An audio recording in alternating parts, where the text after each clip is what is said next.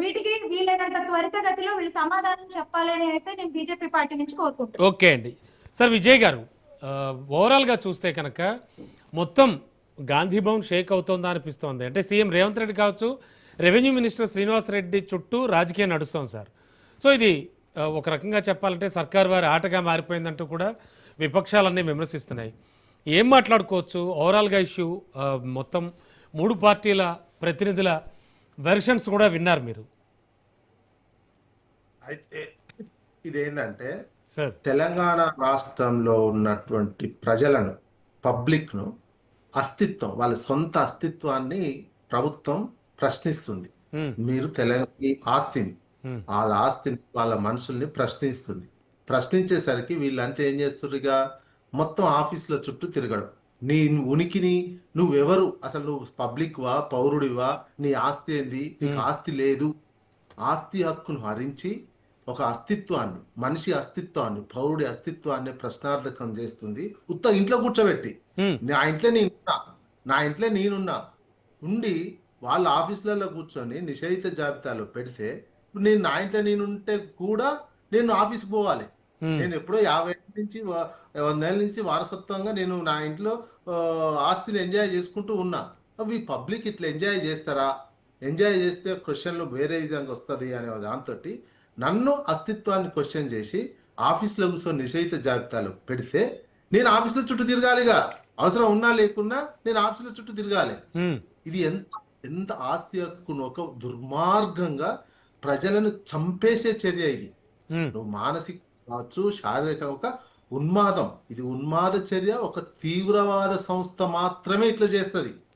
ప్రజల చేత ఎన్నుకోబడిన ప్రభుత్వాలు ఇట్లా చేయవు. ఓ తీవ్రవాద సంస్థనో, ఉగ్రవాద సంస్థనో, తాలిబాన్ల లాంటి వాళ్ళు అయితేనే వాళ్ళు రూల్ చేస్తున్నటువంటి చోటనే. సార్, రేపన్న రోజున మళ్ళీ ఎన్నికలు వస్తాయి, వీళ్ళే ఓట్లు అడుగుతారు. ఏ ప్రభుత్వం ఉన్నా కూడా, ఏ పార్టీ ప్రభుత్వం ఫామ్ చేసినా కూడా, మరంటే ఇవన్నీ వీళ్ళకి సోయి ఉండట్లేదంటారా? ఎలా అర్థం చేసుకోవాలి దీన్ని? ఇప్పుడు ఈ సో ఎందుకు ఉండట్లేదు? నేను ఈ పార్టీలో ఉంటే ఈ పార్టీ మళ్ళీ అధికారం రావాలనే భయం ఉంటే వాళ్లకు సోయి ఉంటది. తెలంగాణ సోయం ఇది ఎటుపోతే ఇది గాలికి పోయే కంప, గాలిగా చూస్తున్నారు. అప్పటి వరకు చూద్దాం, రాజకీయం ఇంట్లో ఉంటే ఉంటాం, పార్టీ లేకపోతే వేరే దాంట్లోకి పోతాం. ఇది ఆ రకమైనటువంటి మైండ్ సెట్. ఇప్పుడు నేను ముఖ్యమంత్రిని అయినా, నేను మంత్రిని అయినా, నా సొంతంగా నేనేం సంపాదించుకుందాం, నా సొంతంగా చూసుకుందాం. తర్వాత పార్టీ ఇవన్నీ తర్వాత విషయం. ఈ పార్టీ గెలుస్తుందా, ఏ పార్టీ గెలుస్తుందా తర్వాత విషయం. ఆ టైంకు ఏ పార్టీలకైనా పోతాం. ఇది ఇట్లాంటి దుర్మార్గమైనటువంటి ఆలోచనతో ఫైనల్ గా సఫరర్స్ ప్రజలు ఉద్దేశపూర్వకంగా వాళ్ళ ప్రశ్నించి ఇంట్లో కూర్చోబెట్టి ప్రశ్నించి నువ్వు మనిషివి కాదు, నీ ఆస్తి నీ చేతిలో లేదని భయపెట్టిర్రు. ఇప్పుడు ఎట్లా చూసుకోవాలి? ఈ నిషేధిత జాబితాలో ఉన్నది కూడా ఆ భూభారతిలో రిజిస్ట్రేషన్ శాఖలో ఓపెన్ గా వెబ్సైట్ లో కూడా లేదు. చూసుకోవాలంటే ఎట్లా చూసుకోవాలి తెలుసా? ఇప్పుడు ఈ నిషేధిత జాబితాలో ఉంది అనేది ఎట్లా తెలుసుకోవాలి?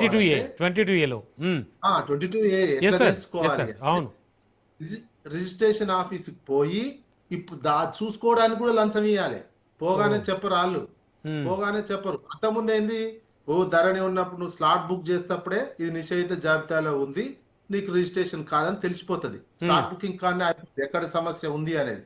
ఇప్పుడు స్లాట్ బుకింగ్ అడ్వాన్స్ డబ్బు కడతావు, చలాన్ కడతావు అనుకో, అమ్మిన తనకి ఇంత సగానికి ఎక్కువ డబ్బు కడతావు. ఇక రిజిస్ట్రేషన్ రోజు మిగతా అమౌంట్ రిజిస్ట్రేషన్ ఆఫీస్ పోయి తీసుకొని ఆడ అమౌంట్ కట్టే సమయంలో రిజిస్ట్రార్ చెప్తాడు నీకు నీది నిషేధిత జాబితాలో ఉంది, నీది రిజిస్ట్రేషన్ కాదు అని. అందుకని ఇప్పుడు ఏం చేస్తా, అది ఇప్పుడు జరగదు. అందుకని ఇప్పుడు ఏం చేయాలి? ప్రతి ఒక్కరు రోజు రిజిస్టర్ ఆఫీస్కి పోయి మాది మేము 20 ఏళ్ళ నుంచి 30 ఏళ్ళ నుంచి ఇది కట్టుకున్నాం, హెచ్ఎండి అప్రూవల్ ఉంది, దీనికి ఇవన్నీ ఉన్నాయి, మాది రిజిస్టర్ 22A ఉందో లేదో చూడాలి అని అంటాడు. చూడాలంటే ఆఫీస్లో ఊరికే చెప్పడు, వాడికి 1000-2000 అప్పు ఇవ్వాలి, ఇస్తే చూసి చెప్తాడు. ఇది ఒక దందా. మొత్తం ప్రజలను అదే కదా, అస్తిత్వాన్ని ప్రశ్నించి నువ్వు పౌరుడు కాదు, నీ ఆస్తి నీ చేతులు లేదని ఇంకోటి ఇది 2005 వాస్తవానికి ఏంది, ధరణి ఉన్నప్పుడు కేవలం అన్ని ఉండే. ధరణి ఉన్నప్పుడు రాజశేఖర రెడ్డి ఉన్నటువంటి సమయంలోనే 2005లో పూర్తి సర్వే చేసి ప్రభుత్వ భూములు ఏంటి అని చెప్పి నిషేధిత జాబితాలో పెట్టిరు. ఇప్పుడు 1 కోటి ఎకరాలు మొన్నటి వరకు ధరణి ఉండేంత వరకు వాళ్ళనే కొన్ని ఉంటే పరిష్కరించుకుంటూ ధరణి వచ్చేసరికి ఆఖరికి 20 లక్షల ఎకరాలు ఉండే. ఇప్పుడు 2025 మన డిసెంబర్ నుంచి వీళ్ళు వచ్చిన దగ్గర నుంచి ఇప్పుడు 1 కోటి ఎకరాలు నిషేధిత జాబితాలో పెట్టిరు. ఈ 1,00,00,000 ఎకరాలు ఎట్లా పెడతారు రాష్ట్రం అంతా కలిసి 1,00,00,000 ఎకరాలు పెడితే మళ్ళీ ఎప్పుడు పరిష్కారం కావాలి షూర్ సార్ ఈ షూర్ 1,00,00,000 సార్ సార్ డిస్కస్ చేద్దాం